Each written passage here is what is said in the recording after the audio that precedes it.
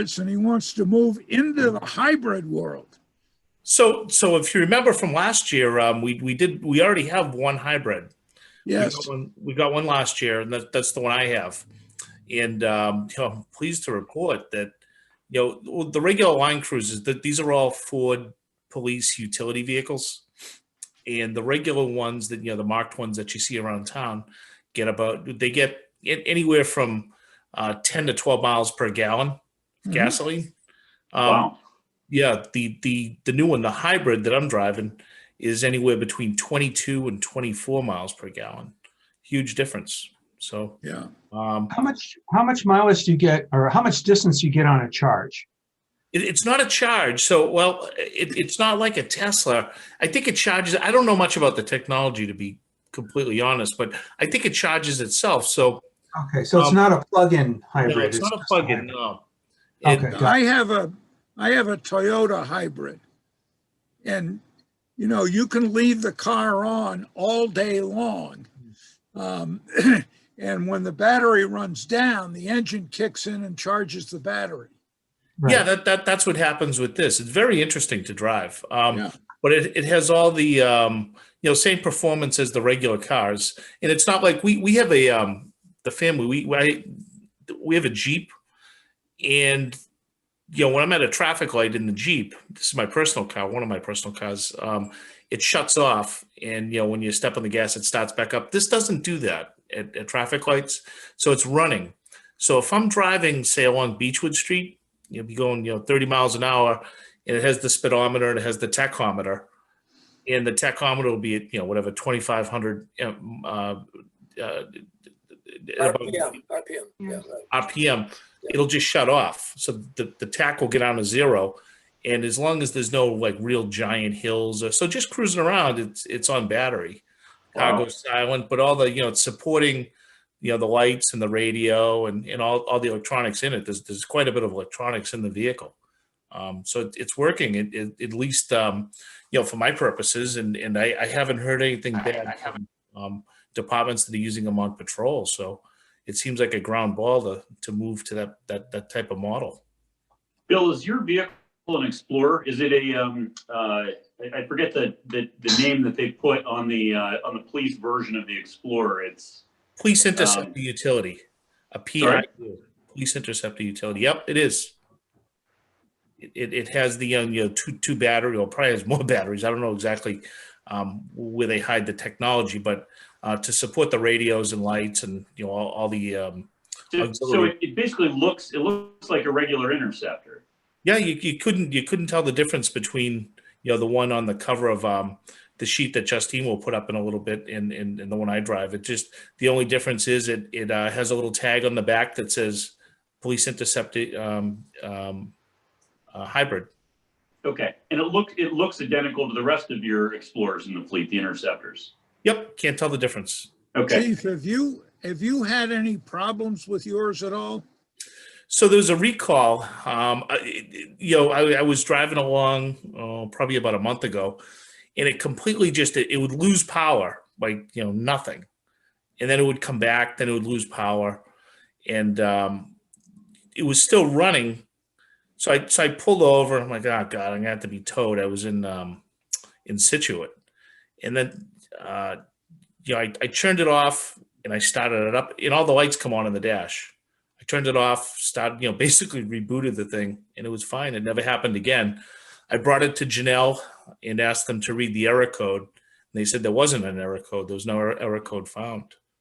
I'm like, well, this happened. I was there. But they couldn't really explain it. So there's little glitches. Sometimes it's a little sluggish. It's like fly by wire. It's not like an old, car with an accelerator that's attached to something. It's basically there for show. It's like a sensor. Different. It's a little bit different driving, but there's no huge difference. But you haven't had any major problems other than that. No, that was it. There is a recall right now for like the backup camera and things like that. Just little maintenance things, but nothing serious. I had the oil change. There's only 3,000 miles on it. I had the oil change the other day at Jiffy Lube, and they had a real problem. They couldn't figure out how to get the filter out. And I was more surprised that they pulled out like what amounted to a Chilton's manual. I didn't even think those things existed anymore, but they pulled out like a Chilton's manual, and I was there for over an hour. Well, they have to drop the skid plates on the bottom. They said this is the first one they've done, and it was sort of a bear for them, but they're able to accomplish it. But it's really buried. They've really stuffed everything in those vehicles. You indicated that these cost about $4,000 more than a regular gas vehicle. Do you think that you'll save $4,000 worth of gasoline? I would bet it's going to be somewhere near a wash, because in patrol, what's nice about in patrol, if the vehicles are at a crash, or if they're on the side of the road running radar, it's going to be turning itself on and off. My only concern would be like a starter. What type of wear and tear on a starter, or whatever that switch is. And the other concern is, I would say Wayne, this is going to be out of Wayne's wheelhouse, Right. Robbins. So these might have to go back to the dealership. I would guess this is, it doesn't even appear to be an engine in there. I don't know. I don't know what you call it. Anybody have any questions? Well, Bill, I guess the major question would be, can we get more life out of these things in view of the fact that the usual calculation for vehicle life is based on mileage, which is based on this 33 miles per idle hour, I guess is what we use. This does not have those same characteristics. Can we talk about extending the life of these vehicles so that in fact we do get greater payback? Well, we have the data point that we do have now is, it's getting 22 to 24 miles per gallon. I think the jury's still out, until we, get them up into some, 25, 30,000 miles, to see how they last. But I would, if everything goes according to plan, I would say, yeah. But I don't know. I just don't know. Okay. It's too new. So this is sort of an experimental move. The first one was an experiment to see if it would support, the lights and the radios and all that. It hasn't been an issue at all. That's interesting. Right. Is this an all-wheel drive? Yeah, which is wonderful. It's an all-wheel drive.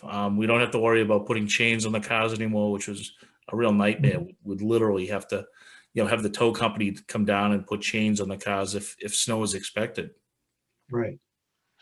I have a question that has bothered me for many years, and it applies both to you, Chief, and also to Chief Sylvia. And it's the expense for putting on all the emergency lights on these vehicles. Once upon a time, there might have been, a single light on top and a couple of strobes or what have you. And I just can't understand why these emergency vehicles are so decked out with all of the lighting that's on them. And then not to mention how blinding it is to an oncoming driver when you encounter one of these coming at you. Now, I certainly appreciate that you need to be visible, no question. But I've always wondered, why is all of that additional lighting necessary? And follow-up would be, is it possible to reduce that equipment and still have the vehicle meet the mission, with a reduced set of lighting and save us, I don't know, a few $1,000s per vehicle? Yeah, so the new vehicles this year, the 2020s and 2021s, they reconfigured. It's a little bit different style. The inside is a little bit different, which of course they do that every like 4 or 5 years. So that caused us to have to buy new lights because the old ones didn't fit, and they didn't have anything to retrofit them with because of the size difference. So these new lights that they're selling, they actually have a sensor that goes on the dashboard, and it reads the amount of light outside. So if it's dark, they're not going to blast like it's noontime. At high noon, they're a lot brighter. At night, they dim themselves. And they even have the technology has come so far that if you're driving with all the lights on, And a lot of times, there's two police cars going to, the same scene. So when that officer in the first car puts on his brakes, it like turns off the rear lights. It cuts them in half. So you're not blinding the person behind you. They don't rear end you. So they've come up with a lot of advances. But, as far as like how much light, light bars are light bars. Some of them, it's sort of, it is what it is. Unless you want to put, like the Michigan State Police, bubble light on the top, which they still use. I think they've changed it to LED. It's just a single light, but it's basically the industry standard. I'd have to say, but they have taken steps because it is blinding. You come down the highway, you can't even see. But these new lights are really. You'll notice too. I don't know if you've seen it, but they'll actually steady burn instead of. They can make them steady burn instead of flash. So it's a little bit, it's almost like a blue lamp. It outlines the car in blue. It's pretty neat, the technology now. Okay. So, I mean, to answer your question, yeah, I mean, we could cut it down to, you could put a Kojak light on the thing, but, are we going to, what's the risk? If someone's in an accident, the first thing someone's going to say is, you're not within the standard. Yeah, no, if there's a standard, you got to meet it. It just seems like there's been an escalation over time over these last few years where, more and more bright lighting goes on to these emergency vehicles. Yeah, it's pretty neat. The sensor that they have now is pretty cool. It actually dims them right down, so it's not blinding drivers. And one of the other cool features too is these lights they've integrated. It's like a strobe light, but it flashes a pattern. From within the lights flash, it's a very specific pattern, but that'll change the traffic lights. So when you're coming up on an intersection that's controlled by a traffic light, it reads that pattern on the lights and it changes your light, your lane, wherever those blue lights are coming from, it'll change that lane. It'll change your light to green. It'll make everybody else's red. So we always have a green light. Which is pretty neat. It captures that intersection, and you'll see like the white strobe light in the intersection start flashing white. You've probably seen it, and that means that the police car has captured the intersection. It's clear for the driver to go through. Everybody else has a red light, so it's called an Opticom system, which is pretty neat because that's where most of our accidents were. Most of the accidents with police cars were at intersections like that, trying to make it through intersections. Great, thanks. Any other questions? Just one. Chief, is it two SUVs this year, or is it one SUV plus one hybrid pickup? No, it's two hybrid SUVs. Two hybrid SUVs, okay. So Explorer Interceptors, okay. Yeah. And refresh my memory, last year we got your hybrid, plus we also got a pickup to replace the one that had basically been refitted for the K9 unit? Correct. Well, that was actually the K9 was 2 years ago. Okay. Last year was a marked SUV and an unmarked SUV hybrid. Got it. Okay. So we did do two vehicles last year. Okay. Yeah. And we'll do two more this year. Okay. Yeah, we're back to the regular schedule. Okay. And nobody's cracked anything up yet. Oh, you had to say that. Well, we got to remind you that it does happen every so often. Well, actually, we had one of the unmarks. One of the detectives was actually, he didn't hit the deer. The deer hit him. He claims, but it did about $4,000 or $5,000 damage to the Durango. So that was just fixed. That was in November. But we've had deers, a lot of deer strikes up on 3A this year. Okay, Chief, one other thing that popped into my mind. I know we're supposed to be rotating these vehicles, given the frontline sector vehicles do about 30 to 35,000 miles a year. And, we want to time it so that they hit 100,000 miles on the odometer at the exact same time that they finish year 5 in service, because that's when the warranty expires. Are we staying on top of that? Yeah, so we're trying to maximize what Brian's talking about is we're trying to maximize the warranty. So we use every last bit of that investment. You know, we want to make sure we don't want to be ahead in time or miles before that warranty is done. So we keep an eye on that. So like the supervisor's vehicle doesn't have as many miles as a regular sector vehicle. So we swap that out. We let the, we put it in a sector. And that was the same with my car. It doesn't have as many miles as, say the detective lieutenant. So we swap them out to maximize those warranties. And it actually worked out really well for us last year. We had to replace a transmission and saved us $5,000 or $6,000. Right. So just for everyone else's benefit, the warranties on these are 5 years, 100,000 miles. So the trick is, to hit 100,000 miles right at the end of year 5. And we took last year, we transferred a Tahoe, one of the Tahoes that we replaced, the school resource officer's Tahoe. We gave that to facilities and they're using that now. Oh, great. As a vehicle to get around building to building. And they built actually a nice platform in the back to carry their equipment. And they put up $3,000 or $4,000 into it, I think, to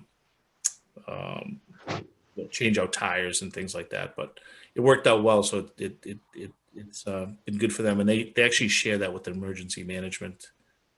Emergency management will take that on the weekend. So I'd like to, if we have cars, we'd like to roll them off in that fashion so other departments could use them, not in an emergency response situation. So Perfect. which ones are we rolling off from the list? So I thought about this, and I usually say, it's going to be the 882 and the 883, but, what I tell you now and what actually happens come July, the plans always go to hell. So I didn't even bother this year. I take the one that makes sense and roll that off. It's a lot of paperwork to say I'm going to, on my end, to say I'm going to get rid of something, and I do all the paperwork and insurance and all that. And then, for some, the engine's on its last leg. So I end up, changing. So it's going to be sort of close to a game day decision, but we get rid of the biggest heap we have.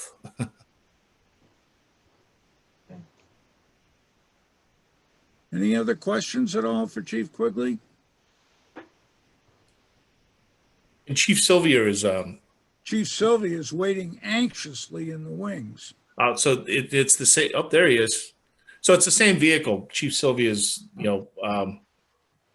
he's looked through the one that we have, and as a matter of fact, I think you use this, probably just about the same estimate. I think you have, it's an unmarked, so there's a lot less lights. Yeah, Chief Quigley got to be the guinea pig on that. So we pretty much, whatever he tells me is good or bad or indifferent about that vehicle that he's been driving, that's what we'll do. Obviously, we were going to look for a vehicle last year and we rolled it back for another year. So we're at this point that he got to be the person to try this out and see exactly where, how that worked out. So as long as that's what what the committee still wants to do, that's fine with us. We'll try the hybrid also.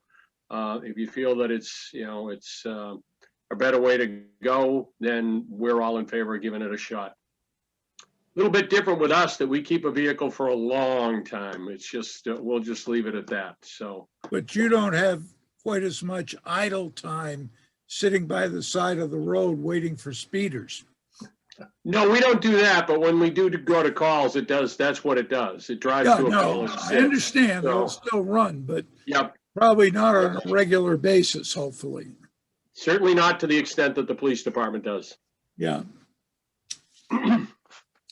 I'm going to switch over to the fire department unless anybody has any more police questions. You want to move it, Sam? Do you want to move would you like to move the acquisition of the two cruisers? Well, I thought we'd wait on voting until we'd heard from everybody in the town. So that because they're asking for about $6 million worth of stuff and we only have about $3 million. In likelihood, we'll follow through on police and fire requests, but I'd rather wait until we hear everything. unless anybody has any strong objections. Does that make sense? Yes, it does. Yep. It does. It does. And we're going to be challenged with trying to rank all of the different requests. Yeah. Okay. Chief Sylvia, I have a question. I went through the list of vehicles on your request, and I have listed 3 of them: a hybrid pickup, a command vehicle, and a Ford Explorer.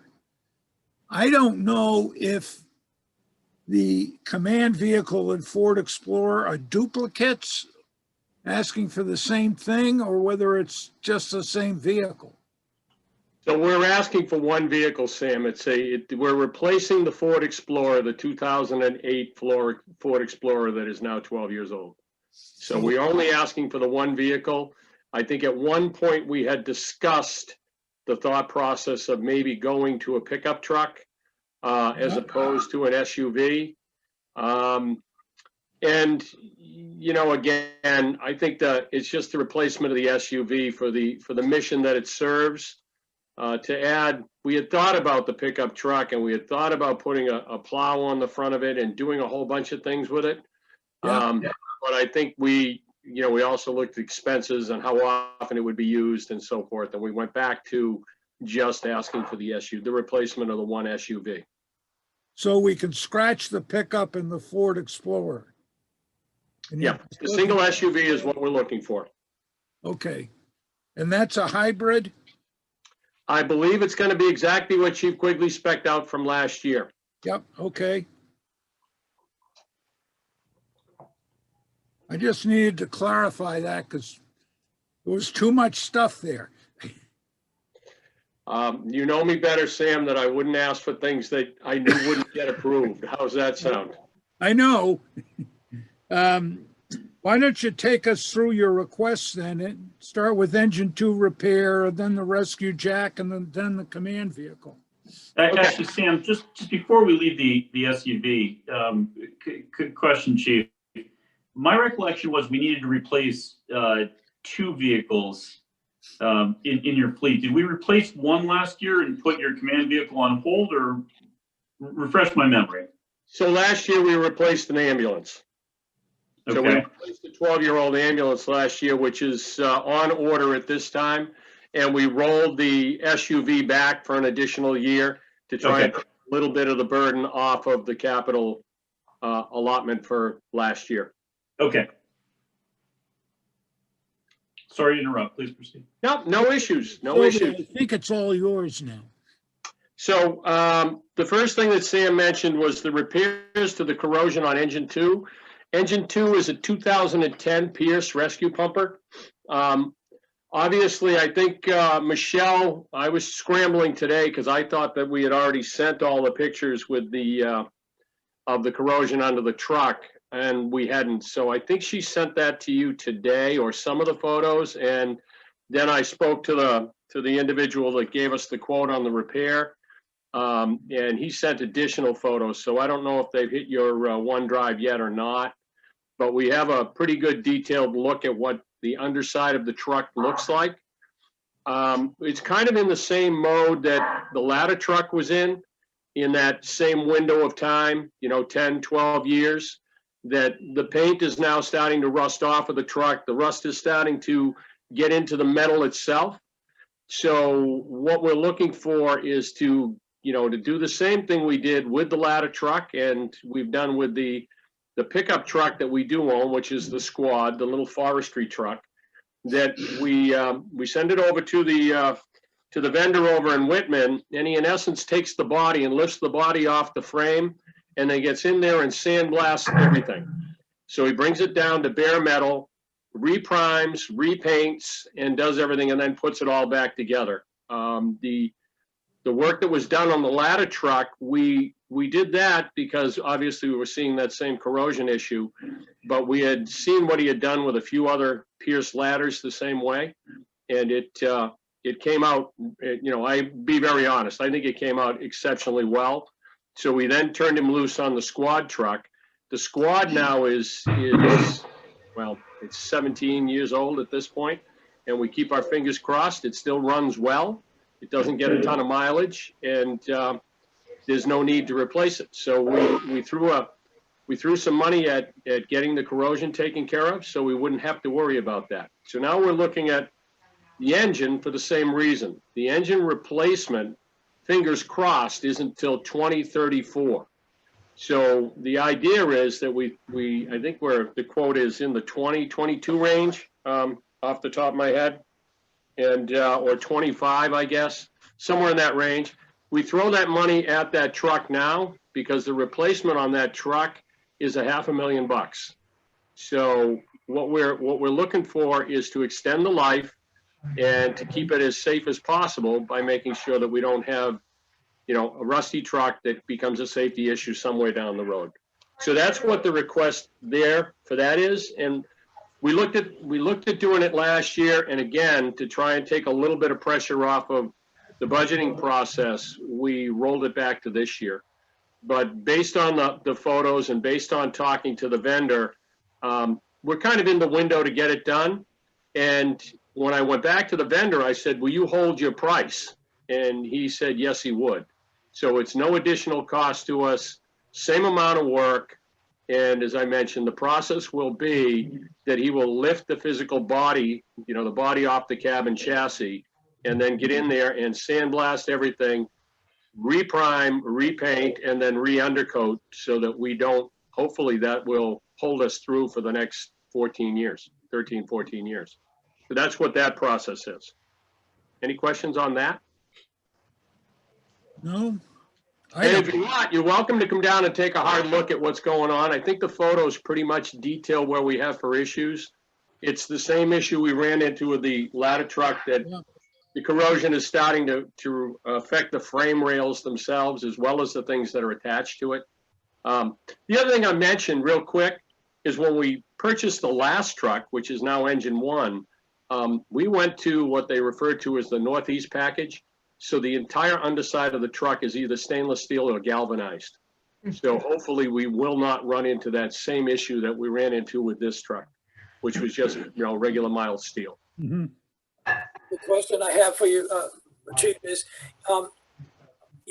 this one garaged, or does it have to stand outside? No, everything is garaged. It's garaged, okay. Yep, Right. everything is garaged. That's, to be honest, that's kind of part of the problem, is that we get them wet, we get them covered with salt, we rinse them the best we can, but then we add heat. So sometimes it creates a bit of an issue for us. Yeah, there was sort of an interesting conversation we had actually with the DPW in Hull back when we looked at the snowplow. And they were actually using some kind of a mediating solution, which they applied to all of their equipment after it went out, after it got salt on it. It was not just water, it was something else which actually neutralized the salt. I've said that to the DPW, that we ought to be considering some of these other ideas that people have adopted, which are, what are the mediating kinds of solutions that you might be able to use to help preserve some of these vehicles. So that's just a suggestion, but I know they were very proud of their ability to keep their most of their equipment from corrosion. So. Well, I like to say I'm really good at stealing great ideas from others, so I will guarantee you I will ask about that and see exactly what it is. Yeah, there's the maintenance guy at the DPW garage in Hull. He was very proud of what he was able to do. So it's worth talking about. Yep. I absolutely will look into that. Yep. Thank you. You're welcome. Chief, how do you wash the underside of these vehicles? Manual labor. Right, but I mean, does someone get on their back and go underneath and spray them? Well, or not- how do you get under there? It's more a case of after every time it goes out, especially at this time of year when it's salt and everything else, it's you do the best job you can by getting down on your hands and knees and spraying everything that you can see. But Yeah. physically, no one is actually doing, crawling underneath the truck. Right. We kind of Well, do that. kind of being facetious, but Yeah, we kind of do that like at the beginning of the beginning of the summer or whatever, when the weather's a little bit nicer, and we'll get after it a little bit then. I have toyed with there is a company that does that type of work, that they'll come in for short money, actually, to send people in and do the undersides of trucks. A couple of the chiefs that I've spoken to are trying that out also, as another measure. Again, we're all trying to extend the life to these. They're so expensive at this point. We're trying to extend the lives as far as we can. So, you know, I got to be honest, the guys do a great job with that, because you see that we're keeping these things for 24 years. Your trucks are beautiful. They're really well kept. They try, but it is, when I say manual labor, it legitimately, that's what it is. The company that wants to come in, they want to kind of power wash things, and I worry about the power washer taking paint off and everything else. Right. So, you know, it's I don't want a steam cleaner, let's put it that way. So it's one of those that you kind of have to go nice and easy with it. It is a painted surface, even though it's underneath the truck. Right. At least with the older ones. I mean, this may seem like a digression, but you know, this is a very expensive asset, and you're obviously very focused on getting the underside clean. I almost wonder if we could, you know, almost jerry rig, you know, a wand on wheels on a very long handle with a hose going into it, where you could just literally roll it under the trucks back and forth and spray up under there when you bring them back after a run in the middle of the winter and they're covered with salt. Because, you know, obviously you can't crawl under there, and you can't really get under there by just getting down on a knee. Yeah. I have a suggestion, maybe facetious actually, but the power or the monster wash at the 3A, what do they call it? Car wash, whatever they call themselves, really does one heck of a good job about cleaning the underside of your car if you get the monster wash. I'm afraid you might get a pumper stuck in there. But you can, anyway, it would get everything done.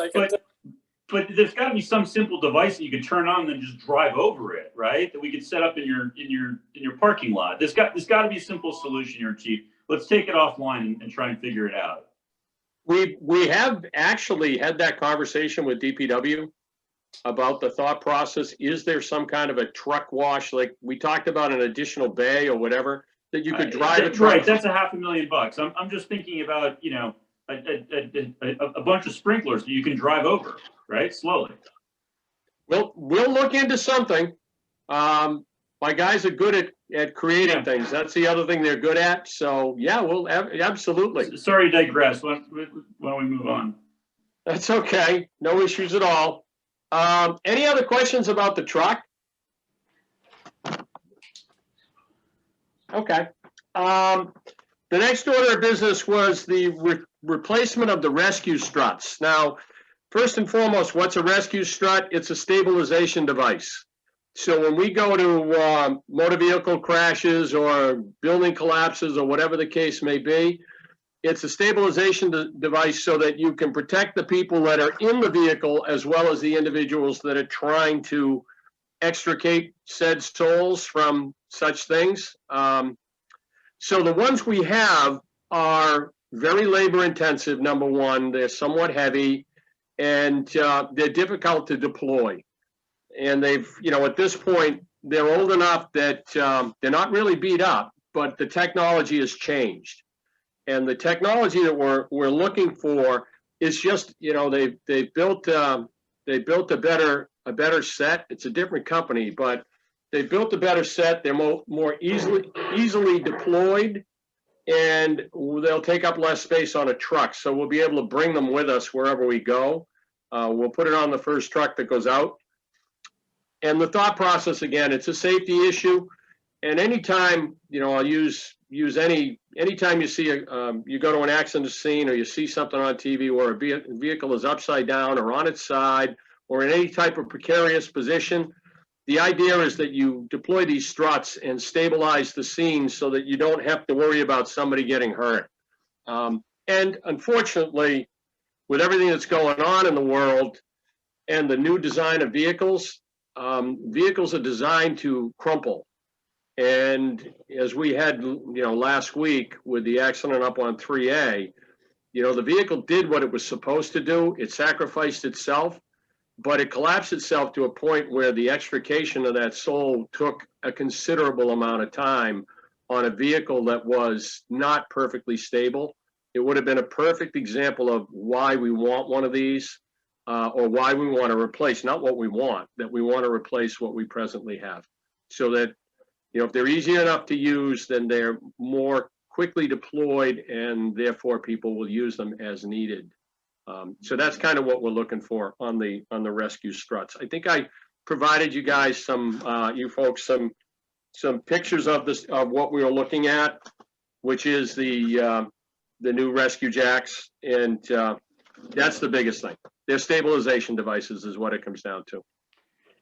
Was this just for one device or one group of equipment? The Yes. 7,000? So it's a full set, Sam. In essence, they sell the straps, the hooks, the devices, the whole shooting match, so that, the extension pieces, so it's not a one size fits all type of thing. It's fully adjustable to do whether you're working on a 10-wheel dump truck or somebody's 2-door sports car. Would there be any necessity to want to have two of these setups, I guess I'd call it? Well, in a perfect world, we could ask for 3 and put one on every single engine, but for the amount of times it's deployed in the course of a year, I think that would be a little over the top. So I would just say the single set that we have access to, and like everything else, what we're trying to do is kind of get ourselves to a point where we run the same equipment that everybody else does. Yeah. And if you really needed a second set or whatever the case may be, that's what mutual aid is for. We don't, we do those things with, whether it be ladder trucks or ambulances. In a perfect world, we'd all have more equipment and more staff and everything else, but that's not the way this works. So Yeah, we don't live in the perfect world yet. no, and I don't see that coming. Money. Questions on the rescue struts? Yes. Couple of questions. First, going into OneDrive, I don't see any photographs of anything, and the actual request looks like someone did not copy and paste well, because the description describes your command vehicle Car 2. Then if you scroll down, you do find a little bit of information on that. So just, I would ask that we get this straightened out so we can really see what's what. But first question is, on the current struts, are they obsolete to the point you can't use them, or can we use them still, even though they're heavy and hard to use?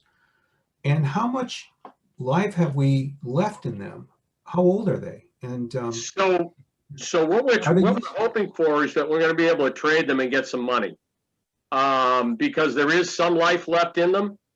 And the part of and I'm trying to looking at this now. I'm trying to figure out what we did or didn't do correctly.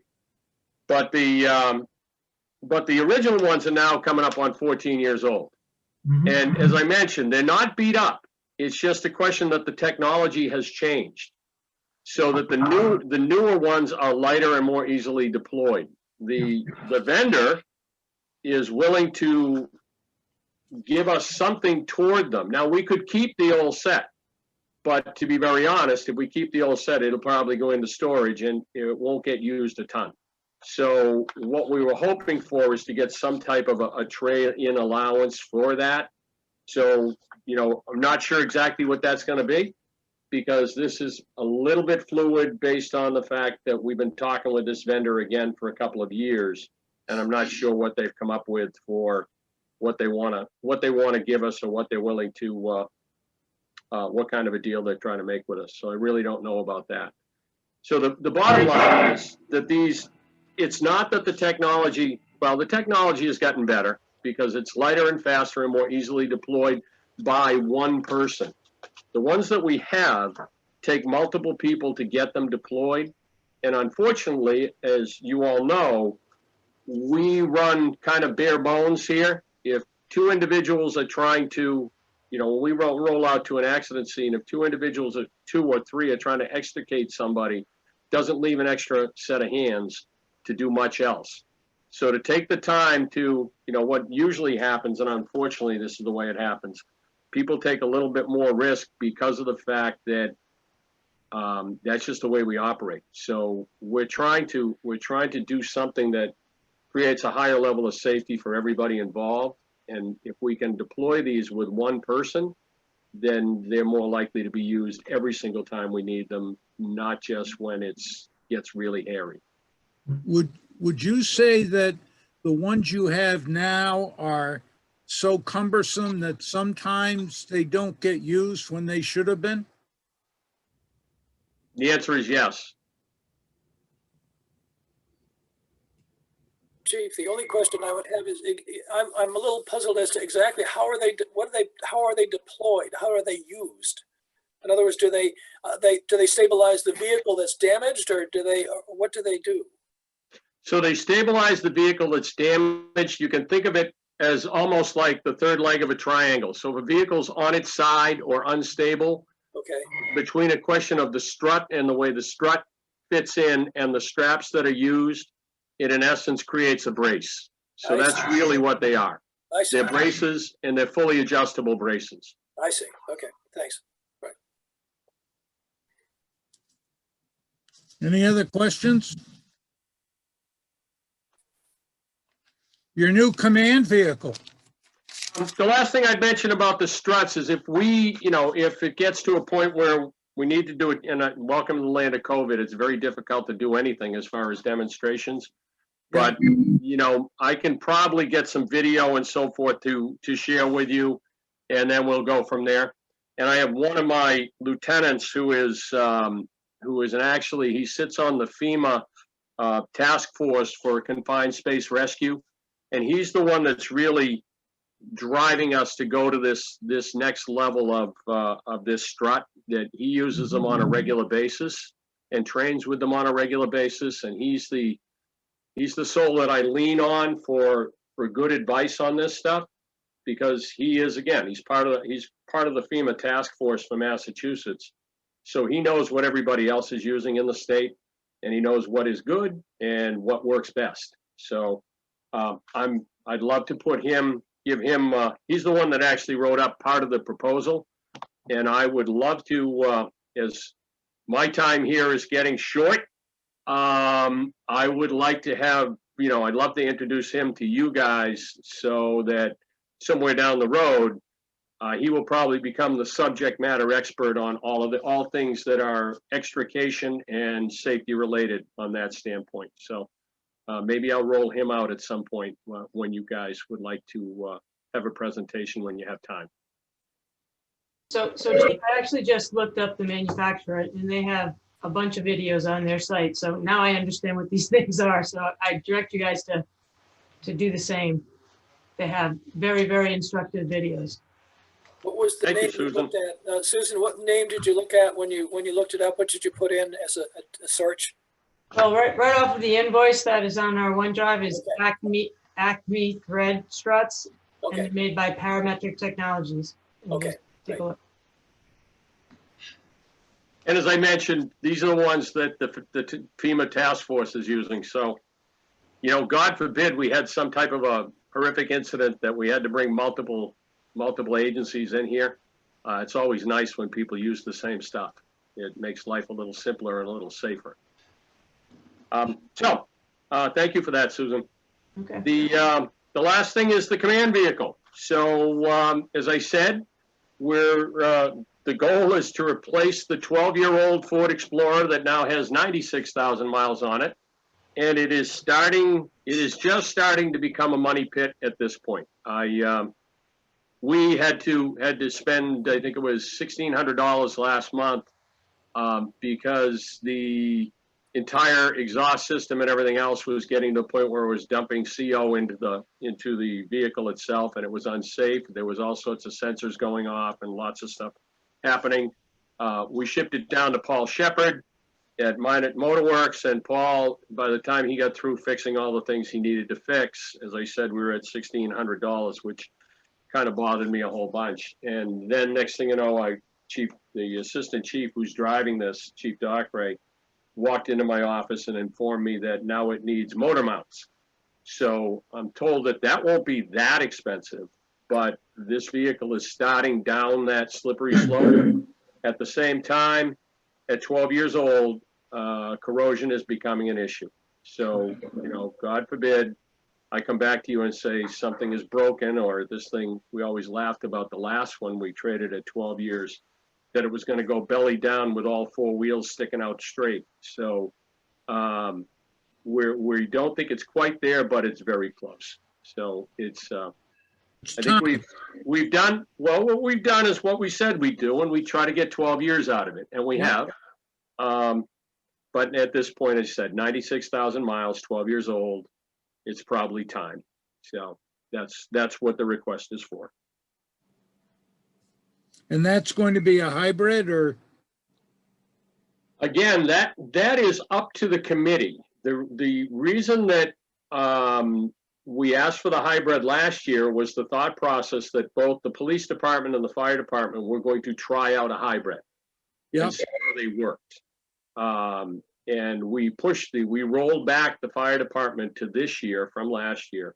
So Chief Quigley was the only one, or the police department was the only one that tried the hybrid. So we know the hybrids are a little bit more expensive. The question just becomes, over the course of X number of years, do you get that money back? Well, with police, they're, 5 or 6 years. For me, it's going to be 12. So if we're saving X amount of dollars on fuel per year over 12 years, 10 to 12 years, is it worth getting the hybrid? Again, I won't be here to do those calculations, not in my present form anyway.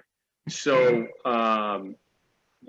that's really, I leave that kind of up to the committee, that what you think is best in regards to, the money spent for the hybrid versus the savings in the end.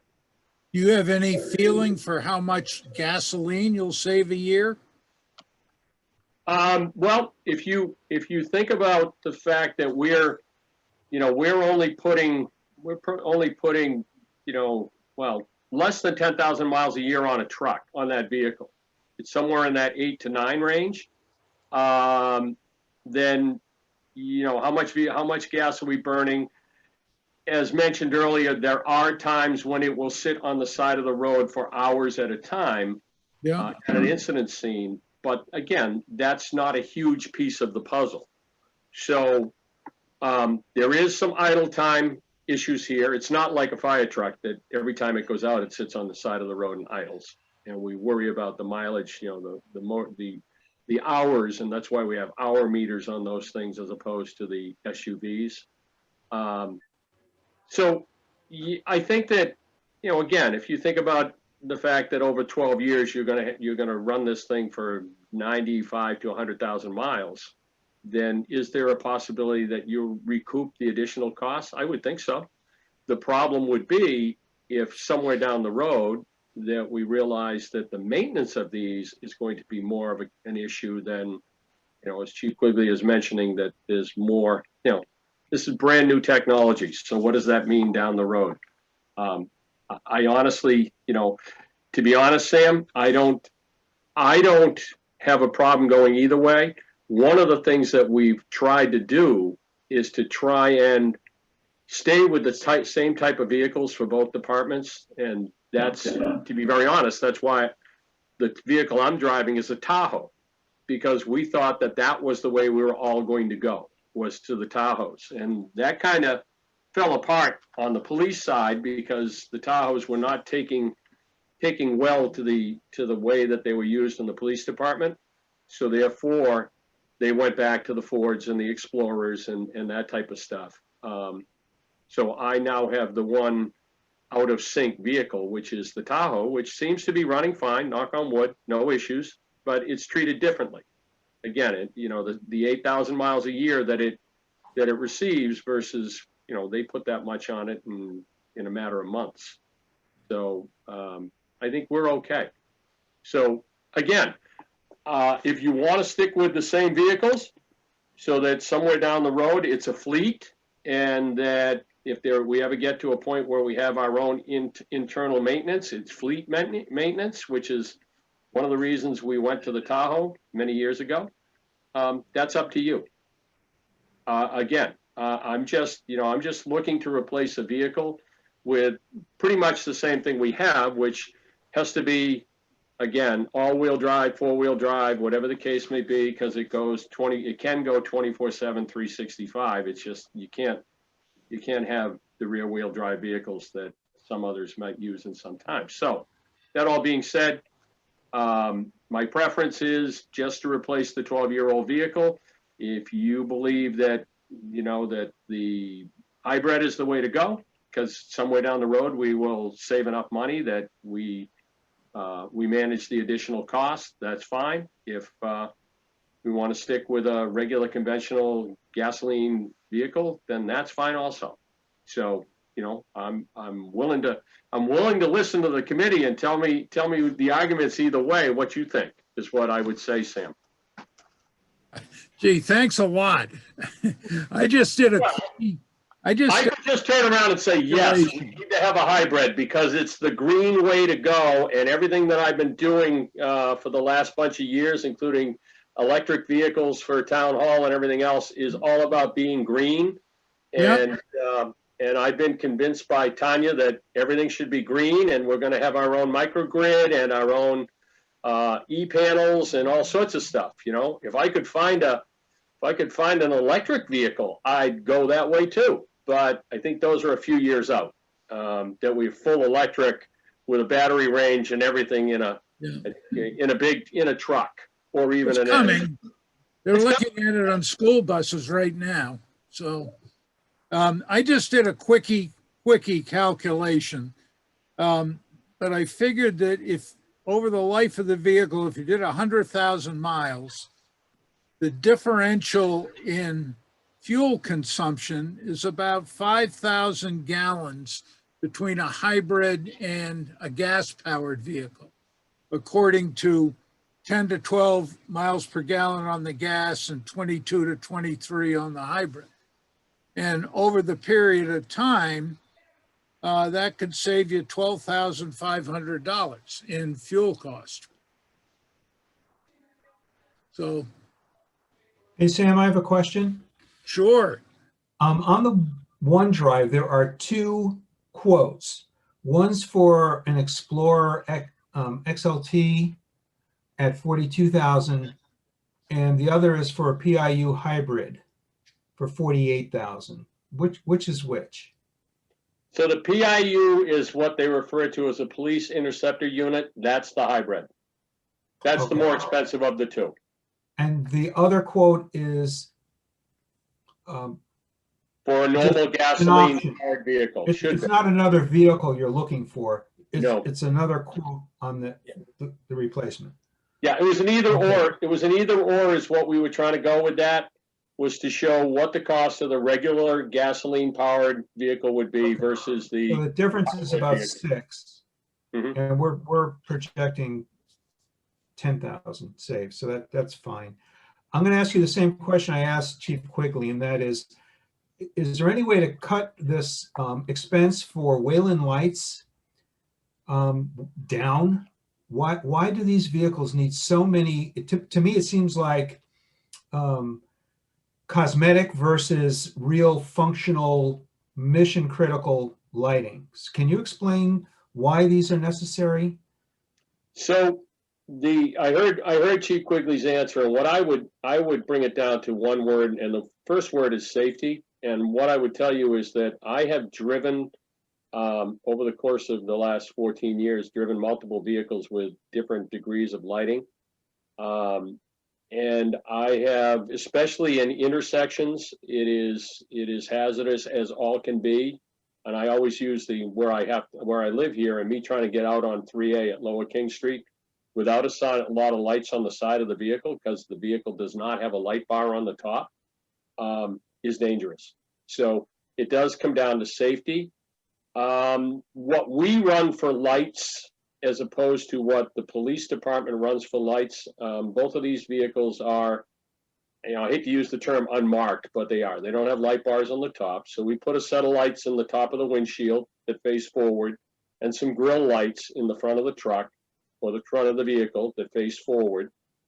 Usually it's a set of lights on, or a set of lights, a light bar in the back window, and then the marker lights on the corner. So my tail lights on my car have flashers in them, as an example, and the front directionals have flashers in them. We don't run the same lighting package that the police department does.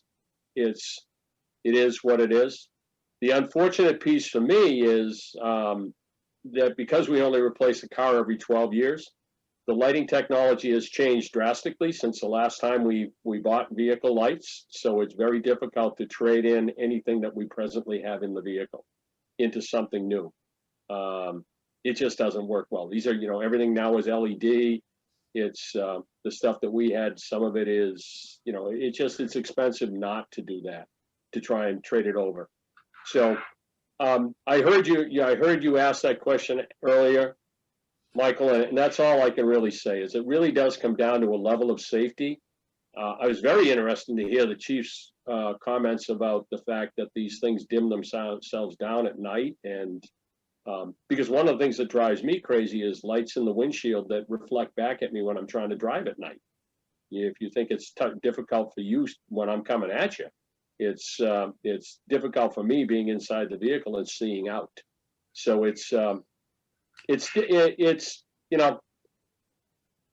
of those things that it really, I use the same word, it's just safety. It's a safety issue, making sure that there's enough light that people see you coming.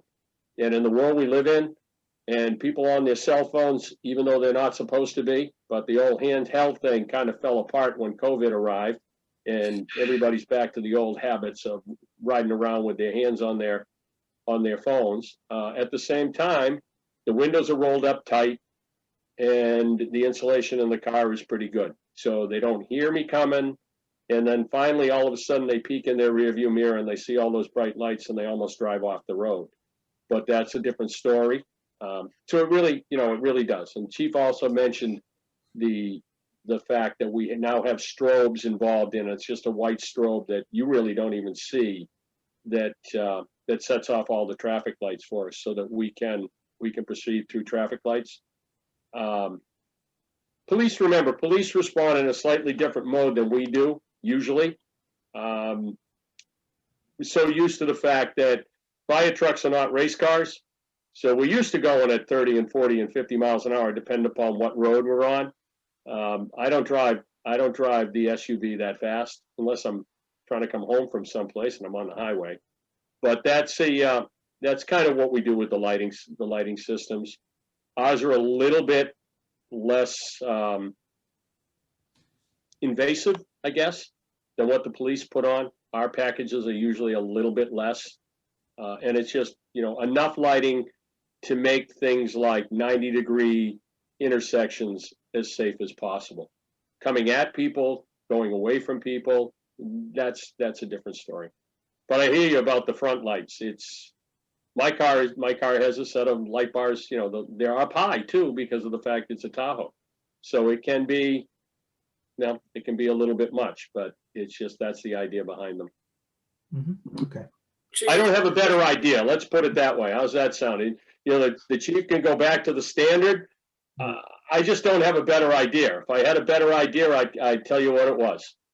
Chief, the only thing I would raise to support Mike here is that if there is a choice, would you actually consider that what the choices are for us, so that if there's a choice to reduce the total brilliance of those lights or their direction, that would make a difference. I certainly agree with Mike that the brilliance of a police car, especially on the road, if they're at an accident, blinds all oncoming cars. It makes it actually less safe generally for all of the people who are coming at that scene.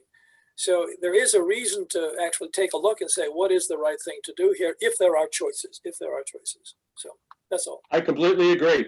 Completely agree. And there's another little thing that at one point I read that unfortunately blue lights repel and red lights attract. So people coming at you, it's what are we conditioned to? We're conditioned to blue lights. We run away from blue lights.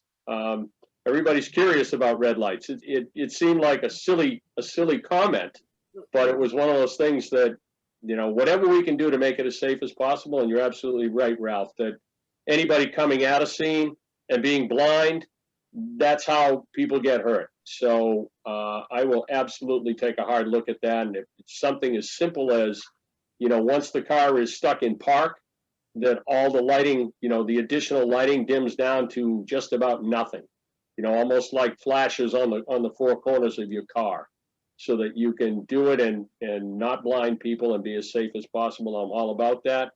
I will circle back with Chief Quigley and see exactly what that technology he was talking about the lighting systems actually dimming themselves. That seems pretty interesting to me. And I wonder about, if there is in fact that type of thing that's out there, that it recognizes that it's at night and it doesn't need to be at, 10,000 candle power when a third of that will do.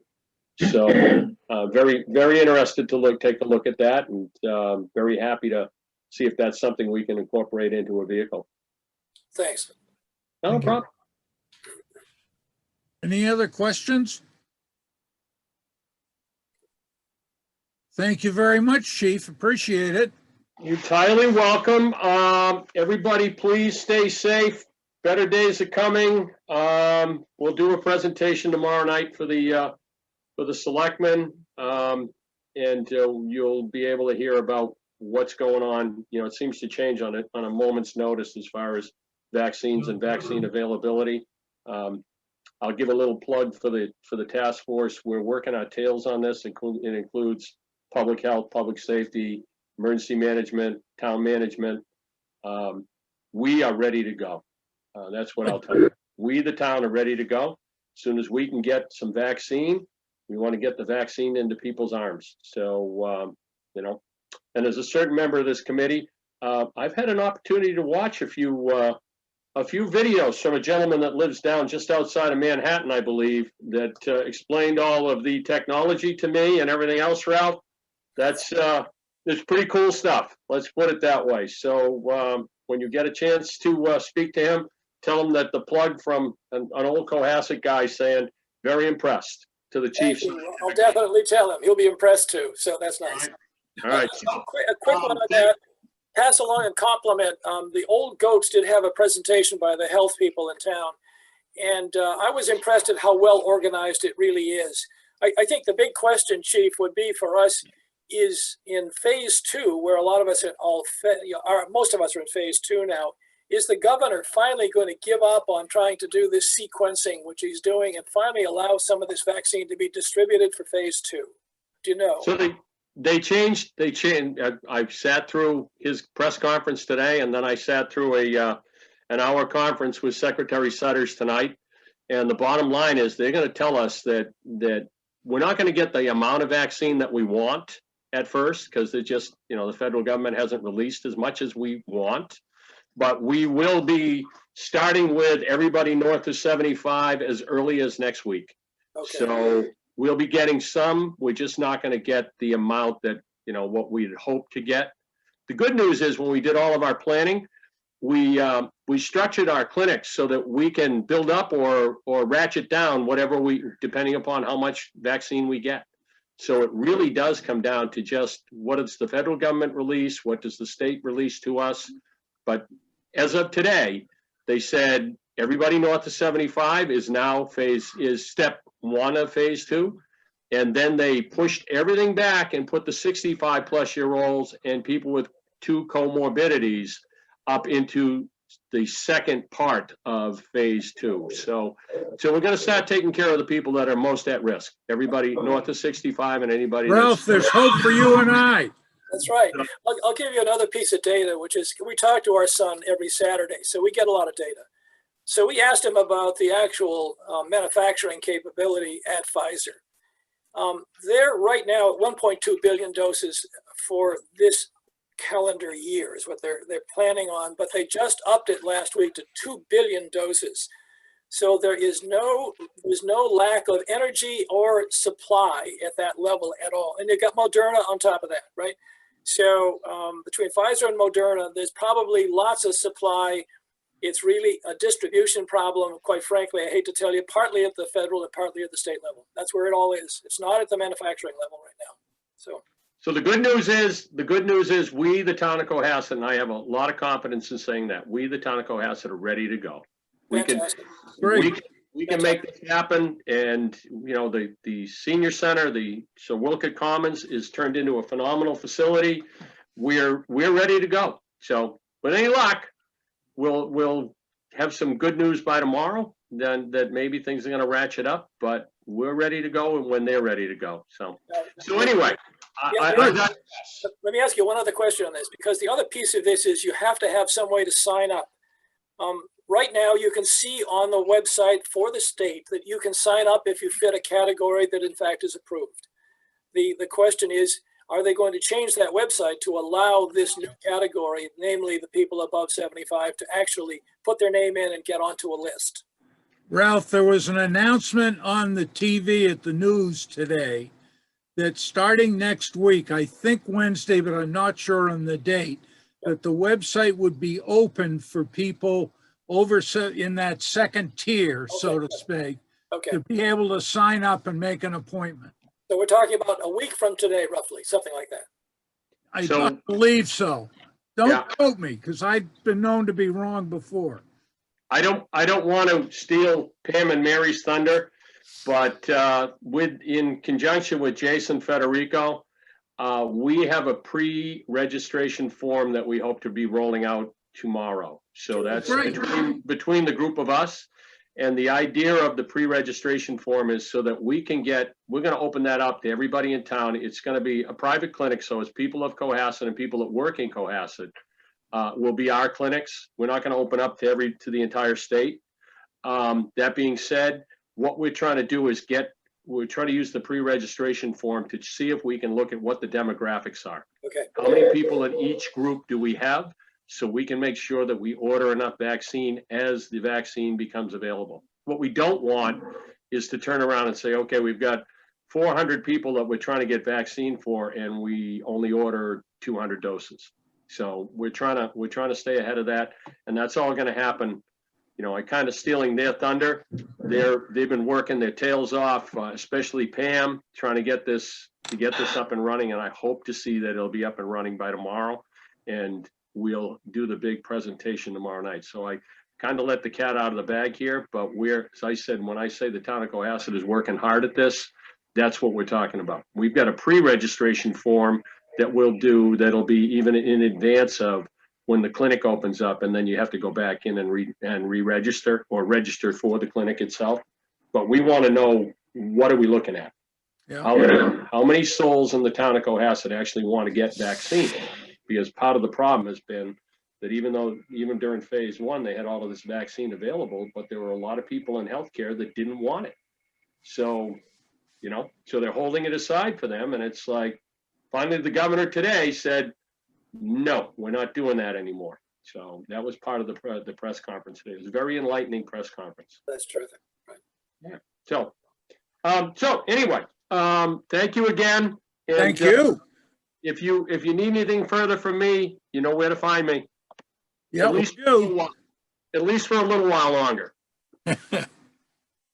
Dropped a lot of hints there, Chief. Well, unfortunately, you get to a certain age and they tell you that you can't do this job anymore. So,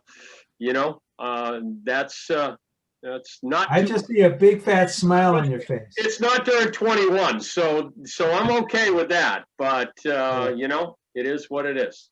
They're just going to ship you off to Old Goats, that's all. That's okay. I'm good with that. As long as they'll have me once I'm retired, I'm good with that. Okay, let's move on here. I know that we've all gotten the minutes of our December 14th meeting, and I hope everybody's had a chance to read them now, but I'd like to see if we could get approval for those. So I'll move that we approve the minutes of the 14th of December, including the attachment that shows the liaison assignments. Shows the what?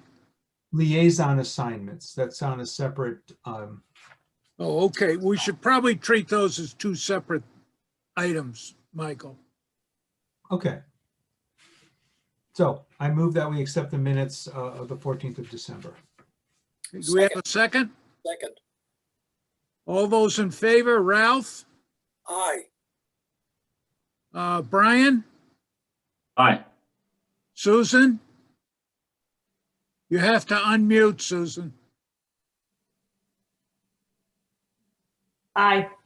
Thank you. Sam is aye. So, And I do too. and then your other was to approve the liaisons. Yes, Michael? yes. In the minutes, we note that we selected liaisons, but there's no list. So Yeah. the attached list should go in with the minutes. Okay. I mean, I know the list was sent out to everybody, so I'm going to assume that everybody's seen it. But if not, speak up now. I'm good. Okay, we have a motion to approve the liaison list. Ralph? I'll second. Oh, you second, Brian? Sure. Okay, Ralph? Aye. Susan? Aye. Brian? Aye. Michael? Aye. Sam? Aye. Okay, great. And then next Monday, we have facilities and DPW on track.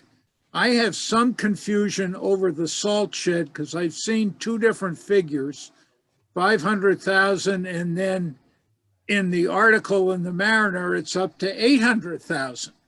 So we'll find out how much it really is. Brian I'll will have an believe updated Michelle. quote. Yeah, Brian will have What? an updated quote by the end of the week and we'll put it up there, but he's thinking it's going to come in closer to $800,000.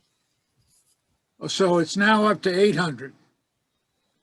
And Okay, Michelle, do you know what style he selected? Is it the concrete footings with the metal structure or wood structure? I'm not entirely sure. I believe he's quoting out both based on the conversation we had last with him. Okay, just curious, and we'll Yeah. find out once you get all the info. Sure, but I think it's both.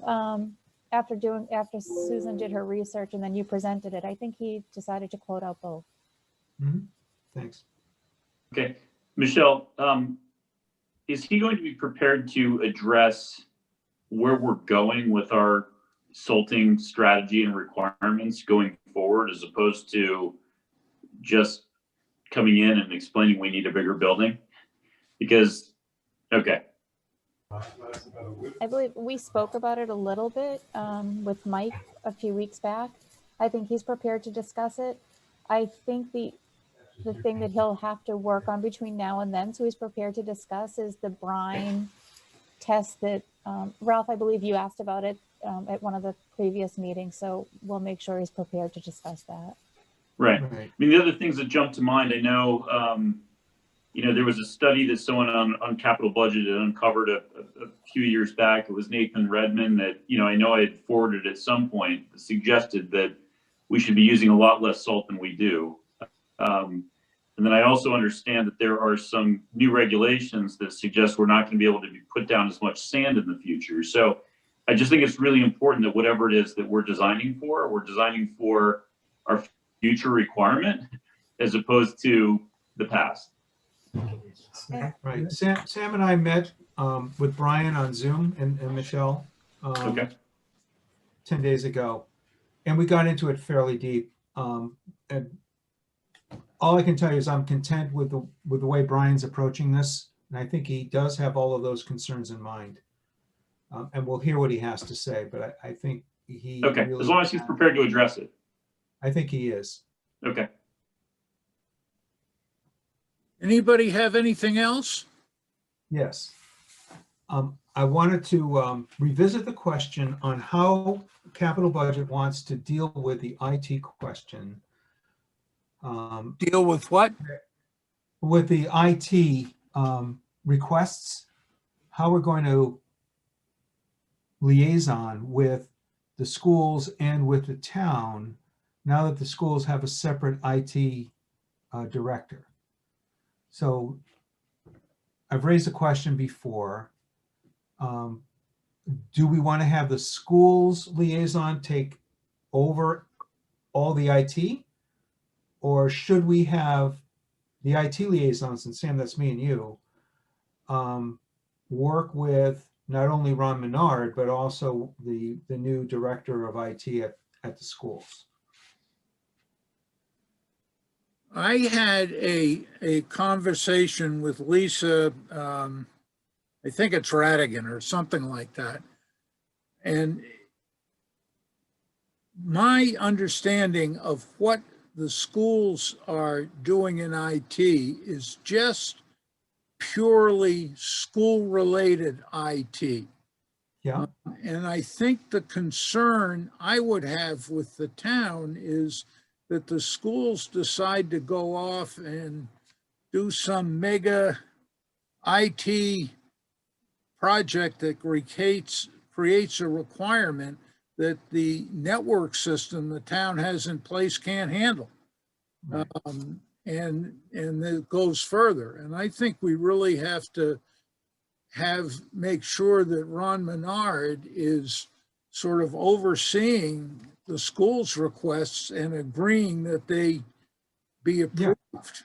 You know, I have a feeling that the new school administration has decided we want to create our own fiefdom regardless of what else is going on in the town. And we may be the group that has to pull them back into the fold, so to speak. I don't know how anybody else feels, but that's sort of where I am right now. Just an observation, Sam. The IT network and the IT department that is in place at this time grew out of the request by the schools for digital learning. So to turn around now and sever that from the schools and recreate, yet a new department inside the school that thinks it's going to march to its own drum, to me seems disconnected from the reality of how we got here. No, I'm not trying to say we should sever it. Right. I'm Just just the opposite. It should be that the tightly school, we integrated, and I can't let think- the school IT Right. just go off on its own. They Right. have to work in coordination with the whole IT department So do we need a to meeting make with sure that happens. the school superintendent and with Chris Senior, and whoever else those two choose, whether it's Ron Menard or others, to clarify how the budgeting is going to go? What are expectations, if not the select board's expectations, for where these proposals are going to be reviewed, and how they're going to be reviewed, and level set amongst ourselves and set up some guidelines for evaluation, well ahead of annual town meeting. So sometime in the next few weeks. Did you have a chance to see the memorandum of understanding between? Yes. I mean, it's helpful, but it's not an answer in and of itself. Right. And we need to set up our own set of rules or guidelines for how we want to see these proposals. Yeah. It's one thing to have that memorandum of understanding. Then you go the next step and actually implement processes that, well, certainly follow that memorandum, but also follow our own effort to evaluate proposals, requests for funding, and make sure that the town is being run as efficiently and as interconnected as possible. Well, how about if everybody gives some thought to how we would like to, I don't know, see this work and be ready next Monday to go through this and see if we can come up with what we think is the ideal plan. Does that make sense? Sure. I'll be happy to just put together a modest quote proposal, couple of paragraphs for a a proposal that, call it a straw man if you want, something that we can pull apart or criticize, but something that will lay out some ground rules. I'll make them up as I think best. And then my understanding will be I'm presenting this to the Capital Budget Committee as something to modify. It's not, I'm not writing it as, we really have to do this. It's something for all of us to consider and make changes to if we want to. So That would be great And if you could do that. A quick thought, Mike. There is a structure associated with how all of this is dealt with and has been dealt with for at least the 20 years I was involved in all of the networking, building of networks. And it really is a structure of how the internet is structured with interfaces between everything from the hardware at the low end and the applications at the upper end.